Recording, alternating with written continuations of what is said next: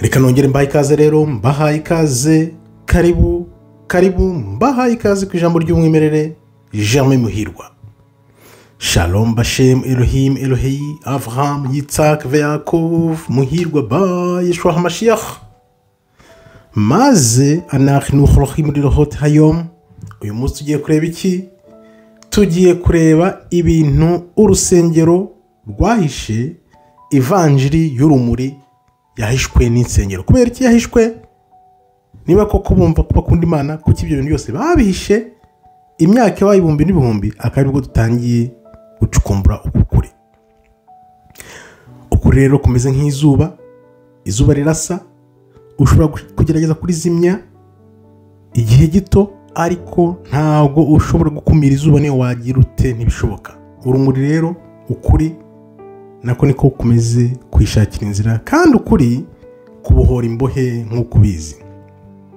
Mbanze mbasuze rero mu izina ry'Uwiteka Imana ishobora byose, Imana ya Abraham, Isaka na Yakobo na Muhirwa, Imana yawe, Imana yanjye, Imana yacu twese, ariyo rumuri rukomokaho, urumuri rutumurikira ukuri kuri mu mitima yacu, Imana turimo. Akaba ari dushakisha twibaza impamvu ukuri nyakuri kwahishwe. Ushobora kuba uri hano uyu munsi utazi aho wavuye, aho ujya, aho ugana, ariko ibihe nk'ibi Imana yarabihanuye, iravuga iti bizagera abantu bongere bibuke ukuri batangare. Ese nkubwiye ko hari ukuri wahishwe n'insengero? Turabigarukaho. Abantu bakunda ukuri barabatwitse, barabakiba, barabakerera, barababamba, yewe babazize iryo jambo ry'ukuri, ijambo ryamye rihumura benshi kuva kera na kare. Kubera iki? Byatewe n'iki? Jya ufata umwanya ubyibaze, byatewe n'iki?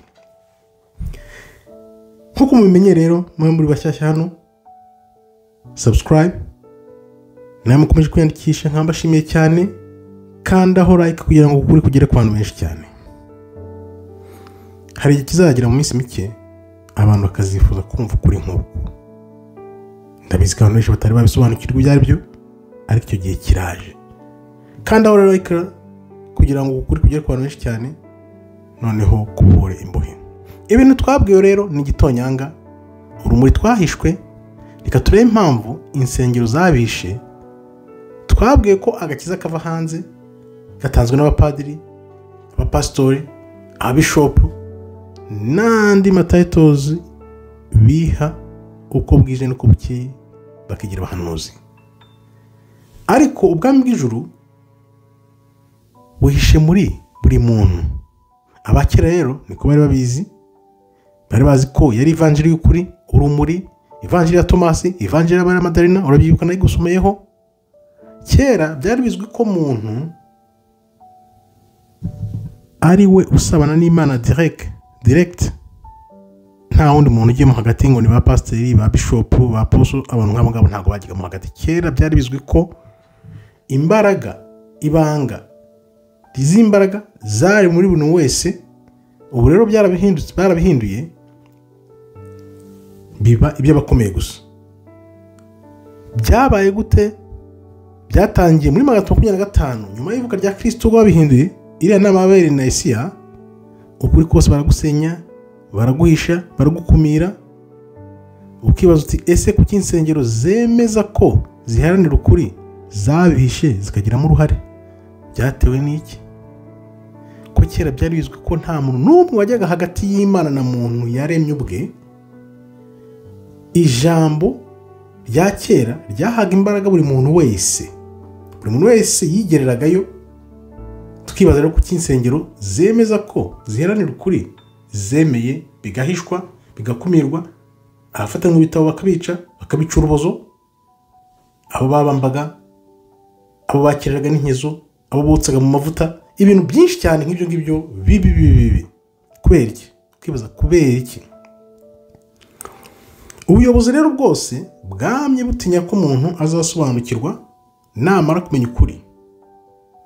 Fata nk'umwanya muto wibaze uko wamera uramutse umenye ko imbaraga zari mu bahanuzi ba kera, ba Mose, ba Musa, ba Yeremiya, ba Isaya, ba Ezekiel, ba Daniel. Ziriya mbaraga zose zari zirimo, uramutse umenye ko zikurimo n'uyu munsi, wamerutse. niwimenya uzamenyekana nk'uko tubisoma mu ivanjiri ya Tomasi. ikikurimo nukigaragaza kizagukiza kuko imbaraga ziri muri weho zirenze urugero utazi. Ibi rero nibyo batashaka abantu bamenya, n'amagingo aya nibyo bahanganye nabyo. hari kubaho ubumwe aho kubaho amacakubiri, ariko ibi ntabwo bazabisha ngo bahishe ukuri ibihe byose, ntibishoboka. kuba rero aya mavanjiri ari kugenda agaruka ni ibyo kwishimira cyane, kuko umuntu agiye kubohoka. intambara iri kurwanwa y'ukuri n'ikinyoma ni ukugira ngo ukuri kubohore imbohe. Imana mu bitekerezo byacu ntiri kure cyane nk'uko twabyemejwe, iturimo, iri mu mitima yacu. Abahanga bake rero niko bari banabizi ko umuntu n'umuremyi bari kumwe, nubwo twebwe uyu munsi tutabizi. babwira abantu ntibabikozwe, ahubwo bagakomera bigira mu nsengero ngo bagiye gushaka agakiza. Ese ibi bintu ubutumwa bwiza bwarokotse gute? Hakoreshejwe ibihangano bitandukanye, amakode n'ibindi byinshi, inyandiko, gushushanya ku bikuta. Ibi rero byatumye abantu bamenya ko guhinduka kwa muntu ntibituruka ku kwizera gusa, ahubwo mu muriro uri imbere muri twe. hari umuriro ryajwi rikurimo, wa mwuka urimo w'Uwiteka, burya niwe uhindura umuntu. Ababisha rero babimenye kera, noneho baravuga bati reka ukuri tuguhishe, kuko nituramuka turetse umuntu akamenya ukuri azagira imbaraga, bizaba biturangiranye. babikorewe ubushake rero ko umuntu azakomeza kurindagira ashakisha urumuri inyuma, kandi urumuri ruri muri weho imbere. uwo muriro w'urumuri uri muri weho. abantu b'indobanure rero banze kwanga kwibagirwa abari bo ngo bihere burundu. Ese bivuze iki uyu munsi? Ko ivanjiri y'urumuri itabuze burundu, tugiye gusubirana ubumenyi twahishwe. Ese waba witeguye? urumuri ruri kuganza nanone, kandi tugiye kwibuka aho turibona none, nk'uko byanditse mu nyenyeri z'ikirere n'ahandi hose. tuzibuka mu ibihe bidatinze, twibuka aho turi bo, twibaza tuti kuki uru rumuri bananiwe kururandura burundu. Ibaze nawe impamvu bananiwe kururandura burundu, kuko Imana yaranditse ngo icyo gihe nikigera ubwoko bwanjye buzongera bwibuke abari bo, kandi ntago bashobora kubuzimya burundu ntibikabe. Imana yavuze ati ntibikabe. tugendeye kuri izi nyigisho za kera rero, ivanjiri ya Kristo nyayo ntago yahamagariraga abantu kwizera, ahubwo kwari ukwibuka icyaduteye kugomera Uwiteka. Ivanjiri y'umwami Kristo ntabwo ya kera y'umwimerere, naho ndi kuvuga ibyo baduhinduye bakaduha. Kristo yaje kutwibutsa icyadutanyije n'Uwiteka, nuko twibagiwe inkomoko yacu. Gusubira ku rumuri rwaduhanze rero ntabwo ari ikiguzi cy'imibabaro yacu, ahubwo ni ukwibuka abo turi bo binyuze mu bubyutsi Imana yageneye igihe nk'iki. umuntu wese wasobanukiwe ko Imana iri muri we ntabwo ashobora kuyobozwa iterabwoba, cyangwa se ngo ahore mu rwikekwe, cyangwa kwishinja guhora yishinja. iyo wamenye ko Imana iri muri weho, ibyo kuyobozwa iterabwoba ntube ikibikozwa, ibyo guhora mu rwikekwe, mu isoni, mu ipfunwe, kimwaro, kwishinja, ibyo byose bigenda nka nyombere. ibaze nawe ibi byose bagirira bizera nk'uko nakubwiye, bakabateka mu amavuta bacaniriye, bakabakerera n'ibira bita inkezo. ziriya nkezo babashaga imbaho nini kera, ibintu iterambere ritari ryaza, nko muri za 70, 80, 90 aho ngaho. ziriya nkero bakabakerera bacuritse nk'uko bakibiye Petero, bakababamba n'ibindi nk'uko bagize Kristo umwami wacu, kubera ukuri. uko kuri basibye. niyo mpamvu rero uyu munsi nkemanga ko dufite ahubwo nka 1% gusa cy'ukuri. njya nibaza ugasoma ukibaza yes dufite bibiliya dufite ibyo twabwiwe ariko iyo witegereje neza ukagenekereza ukareba ibyo twabwiwe imyumvire bahaye abantu mu kumva uko bibiliya bayisobanuye nuko ukuri kuzagaragara mu minsi iza bizatangaza benshi cyane. nkaba mvuga rero ko ariyo mpamvu dufite kimwe cy'ijana cy'ukuri ko Kristo yaducunguye, naho ibindi byose barabihinduye cyane, barabihinduye babyogeyeho uburimiro. Imbaraga zaremye inyenyeri ni nazo mbaraga zikurimo. Izo mbaraga z'Uwiteka zaremye inyenyeri tubona ziri mu kirere, zaremye isi isanzure, byose nizo mbaraga nawe zikurimo. Kuba rero zisinziriye tutabizi byagenze gute, yaba mu bitekerezo byawe, mu mwuka umwuhumeka no mu mahitamo ugira, izo mbaraga zirimo, umwuka wera arimo, imbaraga ziturimo, ariko ntabwo dushobora gukora nk'ibyo Kristo yatubwiye. Kristo yaratubwiye yatubwiye ati mwe ahubwo ntimuzi imbaraga ziri muri mwebwe, kuko muramutse mubimenye mwakora n'ibirutse ibyo nakoze. Ariko tubikora kubera iki? Ni igihe gusa. Ubwo butumwa bwa kera rero bukaba butubwira ko Kristo aturimo, ariyo mpamvu rero ingufu zose z'umurengera bashyize mu gukumira ubutumwa ntago zatumye insengero zabitegetse ngo babisibe. Insengero zari ziko zizabakamara ubuziraherezo, ariko igihe ntago baraziga igihe cyabo kizagera, igihe cy'abanyamahanga kikarangira. Imana rero ikaba iri gushyira akadomo ku bintu byose twahishwe.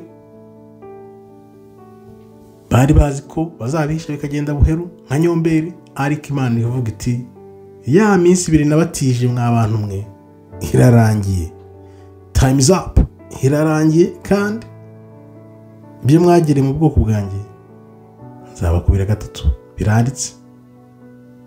Urumuri rero ntago rwahishwe igihe cyose, kuko iteka iyo umuntu ahisemo urukundo aho guhitamo ubwoba nibwo kuri kuganza, n'urumuri ukarubona muri buri muntu. Ubu rero tugiye gutangira, wibuke ko mbona nkubwira ngo indangamuntu ya muntu igiye kuba ukuri n'urukundo. Ukuri n'urukundo ku buryo uzajya ureba umuntu ukamurebamo urumuri, ukamubonamo uwo muntu, ukibona muri mugenzi wawe. Nuko nibambe ukayibona muri buri muntu wese, kuko wibona muri mugenzi wawe. Hagiye kuza igihe abantu bazajya bibona muri bagenzi babo nta by'uburyarya, amacakubira, amatika, amashyari bigende nka nyomberi, bibi nk'ibyo byose biveho. Iyi rero niyo yari ivanjiri yo kwibuka ubumwe bwa muntu no kwiyunga n'uhoraho. Ikibazo gikunze kugaruka rero muri iyi minsi rero ni ukubera iki insengero zabihishe. Kuki abantu bategekesha igitugu, kandi bavuga ngo bakunda Imana? Iyo abantu bategekesha igitugu ntibyari kuba bigishobotse. Insengero z'amabuye n'amatafari ntabwo zari kuba zikenewe,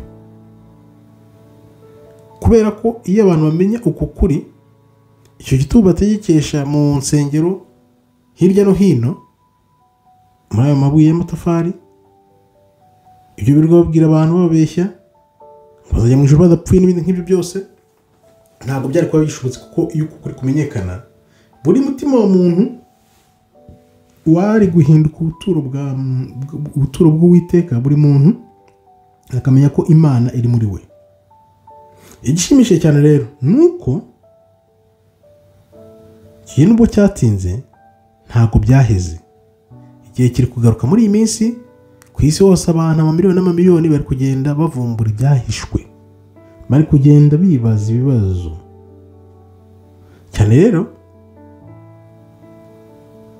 abantu bari kwibaza impamvu twaremwe, n'icyo twaje gukora hano ku isi. Twaremewe iki? Twaje gukora iki hano ku isi? N'ibindi bibazo byinshi nk'ibyo bikakaye bigendanye n'igihe tugezemo. Ivanjiri y'urumuri iraje iganze nanone rero kuko iki insengero zashatse kuzimya guhisha burundu kiri muri weho ari rwo rwa rumuri, biri bugufi kugaragarira buri wese.